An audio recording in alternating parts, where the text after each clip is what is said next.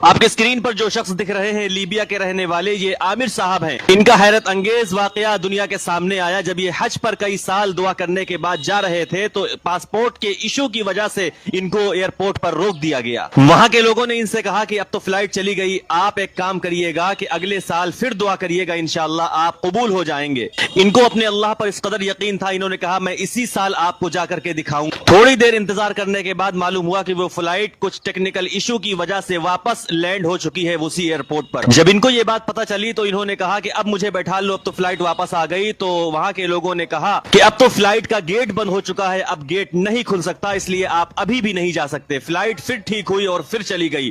واپس پتہ چلا کہ آدھے گھنٹے بعد پھر فلائٹ واپس آ گئی، پھر کچھ ایشو ہو گیا۔ پھر وہاں کے پائلٹ نے کہا کہ جب تک یہ عامر صاحب ہماری فلائٹ پر نہیں بیٹھیں گے فلائٹ نہیں اڑ سکتی۔ پھر عامر صاحب کو فلائٹ پر بٹھایا گیا اور یہ بعافیت خیریت انہوں نے بتایا کہ میں مکہ پہنچ چکا ہوں۔ دوستو یہ ہوتی ہے اللہ پر یقین، کیا کہیں گے آپ؟